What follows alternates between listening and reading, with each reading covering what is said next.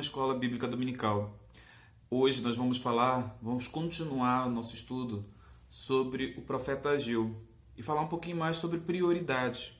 Na semana passada, nosso último encontro, nós vimos como Deus ordena a cada um de nós que priorizemos o nosso relacionamento com Ele.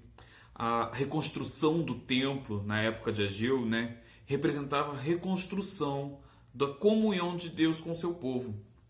Este foi um dos motivos do cumprimento da promessa de Deus, da promessa de Deus de que eles voltariam, de que o povo regressaria do exílio para a terra prometida. Eles regressaram para Jerusalém 70 anos depois, de acordo com a profecia, e com a ordem expressa de reconstruir o templo.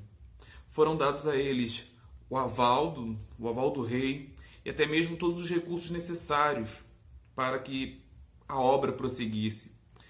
Porém, a oposição dos povos vizinhos da terra e dos que haviam ali permanecido no período do exílio fez com que a construção fosse paralisada por quase 20 anos. Acontece que essa não foi a única causa da paralisação.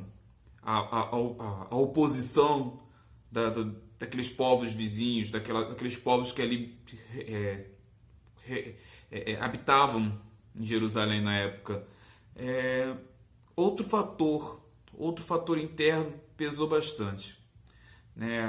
O desinteresse, a apatia, tudo isso fez com que a obra da reconstrução do templo de Deus fosse deixada de lado. Fez com que o povo não priorizasse mais a Deus. Refazer suas vidas, reconstruir as suas casas, acumular riquezas, tudo isso era mais importante para eles naquele momento. Deus envia então os seus profetas, Ageu e Zacarias, como vimos, para acordar o povo dessa letargia e motivá-los a colocar o seu reino em primeiro lugar. Bom, um mês após a primeira profecia de Ageu, que nós vimos na semana passada, o povo prontamente atendeu a voz de Deus e começou a trabalhar. O povo atendeu ao chamado da profecia de Ageu e prontamente começou a trabalhar cerca de um mês depois disso. E aí eu quero que vocês imaginem como deve ter sido nesse primeiro momento. Bom, temos que trabalhar, temos que fazer, temos que agir, temos que reconstruir o templo do Senhor. Então, limpa o espaço daqui, remove entulho dali, verifica se tem alguma parede que se ficou em pé e como estão as condições dessa parede. Divide as tarefas, você vai cuidar daquele pedaço, você vai cuidar daquele outro pedaço, esse povo vai cuidar só daqui, dessas colunas. Era muito trabalho. Bom, depois que o povo começou a trabalhar e passou aproximadamente mais um mês, e é o tempo então das festas judaicas, é o tempo da festa dos tabernáculos, festa do tabernáculo, e é a festa final da colheita no calendário hebreu. E ela era marcada por muita alegria e muita abundância nos sacrifícios e ações de graças. Contudo, com as colheitas escassas, e o humilde começo da construção do templo, o contraste com as antigas condições devia ser penoso, especialmente doloroso. Mais uma vez, então, o Senhor convoca o seu mensageiro Ageu para estimular o povo contra o desalento. Se antes a mensagem era para trazer reflexão ante a apatia e a falta de prioridade, agora a mensagem era de conforto e estimular aqueles corações que foram despertos pela palavra do Senhor.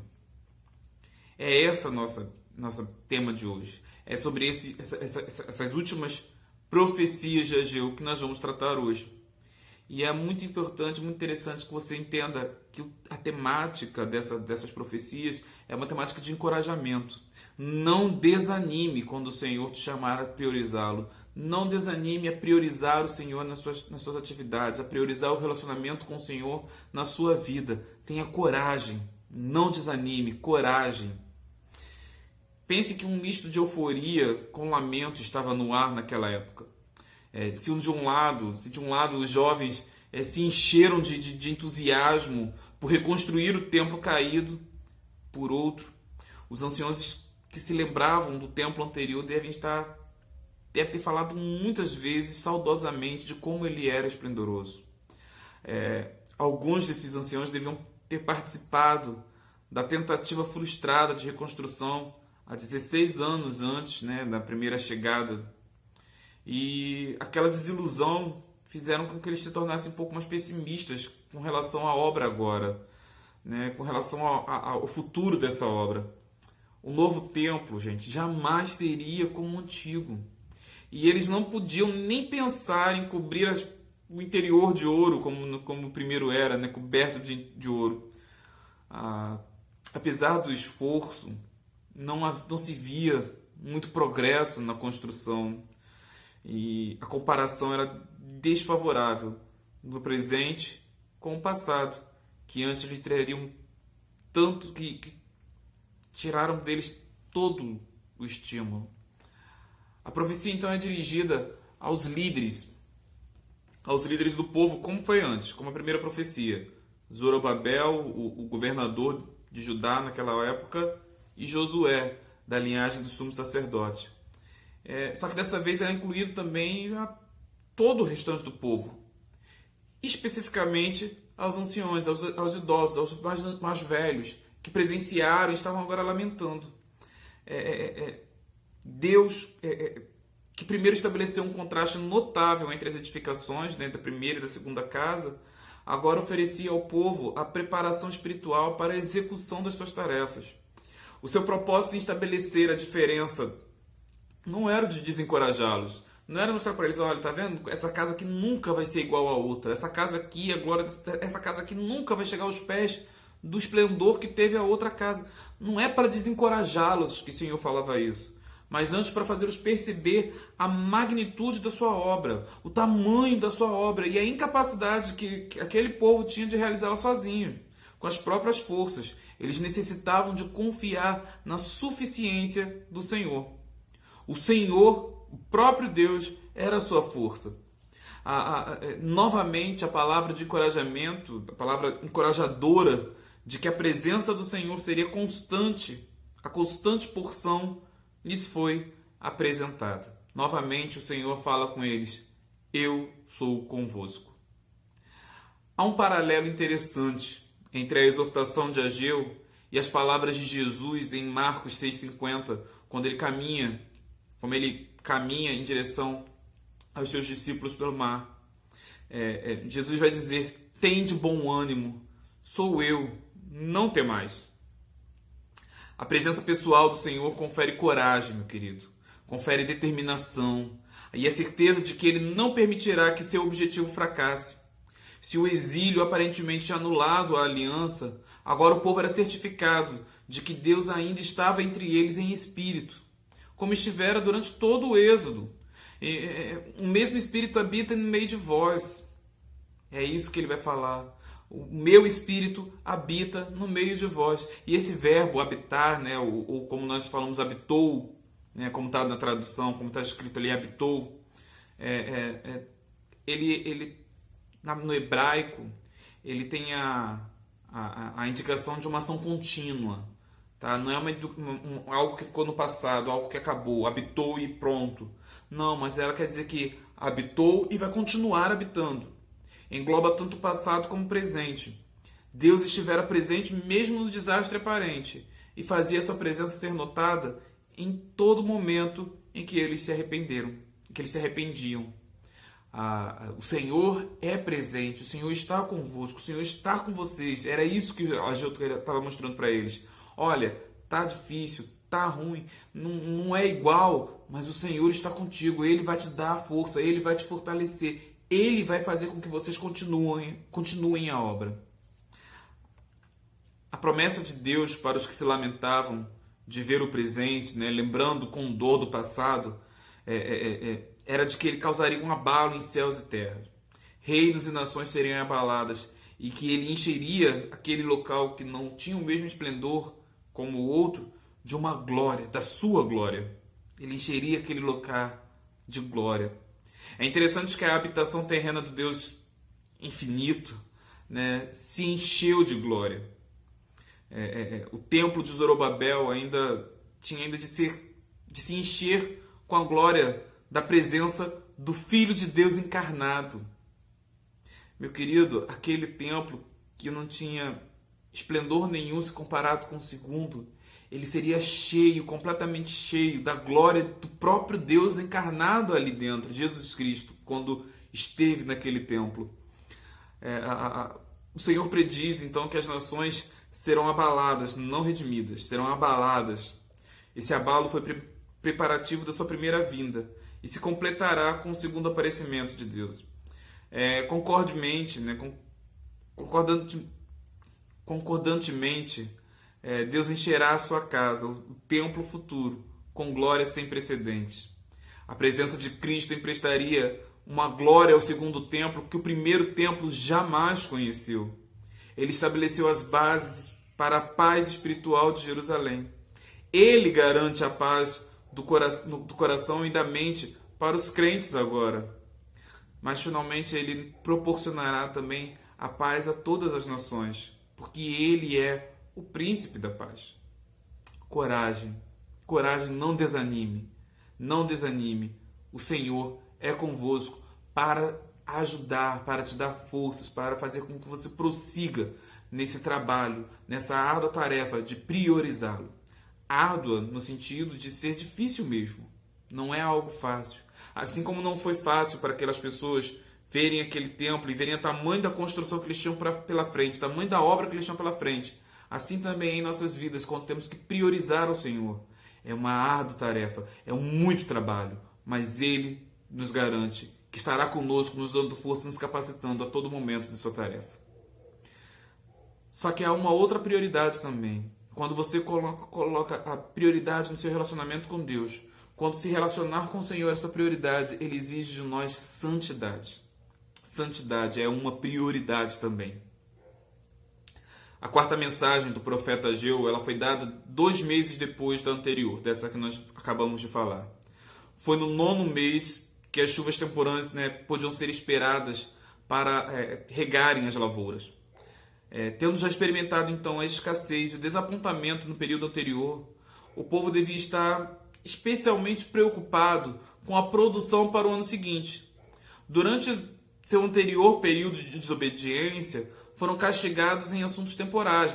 O céu não deu sua chuva, a terra não produziu seus frutos. Havia uma mudança agora que tinham obedecido à ordem de Deus. Haveria essa mudança? Agora que eles já haviam entendido e se arrependido e tinham convertido seus caminhos maus, será que agora haveria uma mudança? Será que agora as coisas seriam diferentes? Bom, o profeta tenta responder essa pergunta agora. Ele responde essa pergunta agora, E antes ele faz uma convocação. Antes ele convoca os sacerdotes e faz uma pergunta de um teor cultico, sobre a forma de cultuar da época. E ele vai falar sobre carnes sacrificadas e oferecidas, se tornam santas. As carnes que eram dos sacrifícios, elas tornavam-se santas quando e tudo que elas tocassem se tornariam santos também. Porém, se elas tocassem algo impuro, ela deixaria de ser santa e só passaria a ser impura. Ageu ele faz essas perguntas, aos sacerdotes, os sacerdotes vão respondendo claramente. A pergunta em si não visa tanto uma resposta. Ageu não estava perguntando para saber. Na verdade, ele queria provocar um interesse, provocar uma discussão, provocar uma coceirinha na orelha dos sacerdotes, A carne santificada, ela se tornava santa quando era destinada para algum sacrifício, como nós falamos agora há pouco, Mas se elas tocassem algo impuro, assim como uma doença contagiosa, também eles teriam se tornado impuras. A contaminação, né, daquela contaminação ritual também era transmitida assim. A aplicação que a Ageu faz aqui sobre essas perguntas é bem clara e ela é dupla. Ela tem dois sentidos, ela tem duas aplicações, digamos assim. A primeira é que Israel tinha sido destinada ao Senhor e por isso ela era santa. Lembra de Êxodo 19:6 e outras vezes quando o Senhor vai dizer: sede santos, pois eu, o Senhor, sou santo. E a segunda aplicação que nós temos é que essa nação santa tinha se tornado impura agora. E tudo que tocasse, inclusive as suas ofertas a Deus, se tornaria impura também. A ruína do templo, o templo caído, o templo destruído, era testemunha dos pecados por omissão daquele povo. Ela estava como um cadáver ali, tornando tudo impuro no meio deles. Como então eliminar essa impureza? Como então eliminar toda essa impureza se os próprios sacrifícios que eles ofereciam, como diz o texto, né, se tornaram impuros também? Aquilo que eles ofereciam para se purificar também estava impuro. Como então se tornar puro? Como então buscar essa pureza? Não havia condições, não havia remédio nenhum conhecido para Israel. Não havia nada para eles. A única esperança era ser aceito pelo Senhor, né? E a bênção prometida a eles, no verso 19, vai deixar implícito de que essa aceitação pelo Senhor estava garantida, acolhendo a repreensão do profeta e transformando boas intenções em ações. Israel então praticou a sua fé e experimentou a graça salvadora. Ageu volta no seu discurso do primeiro capítulo e relembra ao povo que enquanto eles se omitiam e desprezavam o Senhor, o trabalho deles era em vão. Naqueles dias de escassez, quando o homem se aproximava de um monte de trigo do qual pensava, né, se obter 20 medidas, descobri que após debulhado o trigo só havia metade daquela porção. O lagar de vinho, né, da qual se esperava que desse 50 medidas de vinho, só dava 20. As expectativas eram constantemente frustrantes, frustradas, desanimadoras, desestimulantes, pois a próspera mão de Deus, né, não estava mais sobre elas. Esses sinais do desprazer divino, digamos assim, elas deviam ser advertências bastante claras de castigos futuros para aquele povo. Mas o povo era muito lento, né, para perceber e não se voltava para Deus com arrependimento e confiança. Antes, deixaram. Demorou 16 anos para isso. A resposta de Deus ao povo arrependido e obediente é que daquele dia em diante, o texto vai dizer isso, né? Daquele dia em diante tudo seria diferente. O profeta não falava como um técnico agrícola inteligente, né? Prevendo boas colheitas. Olha, plantando bem vai colher bem. Não é isso. Mas o profeta falava como profeta de Deus, anunciando a bênção da fé, a prosperidade da confiança. O Deus que podia reter bênçãos também podia concedê-las a um povo fiel. Era assim que Deus falava, era isso que Deus queria que aquele povo entendesse. Olha, a minha mão estará sempre estendida para você para abençoá-lo, enquanto você for fiel a mim. Enquanto você for obediente, enquanto você for santo. Meu querido, nós, quando somos despertados pelo próprio Espírito de Deus, pelo Espírito Santo, para uma vida onde a prioridade é o relacionamento com Ele e buscar a sua vontade, nós somos constantemente atacados pelo medo da grandiosidade desse trabalho que nos espera, né? Ou então pelo saudosismo daquilo que nós já fomos ou fizemos um dia. É comum, nesses momentos, pararmos e olharmos para trás de nossas vidas e falar: nossa, mas eu já fui tão crente um dia, eu já orei tanto um dia, eu já fiz tantas coisas para Deus um dia, hoje eu estou tão frio, morno, eu nunca mais vou ser como era antes, eu nunca mais vou conseguir fazer aquilo que eu fazia antes. O inimigo das nossas almas, ele prontamente ele se levanta para nos fazer parar, e nós precisamos sempre do auxílio divino para não esmorecer. Mas o mais incrível, o mais bonito dessa história de Ageu, que nos ensina a priorizar a Deus e a sua vontade, é que esse mesmo Deus que nos desperta é o mesmo Deus que nos encoraja. É o mesmo Deus que fala assim, olha, eu sou convosco, eu sou com você, eu estou contigo.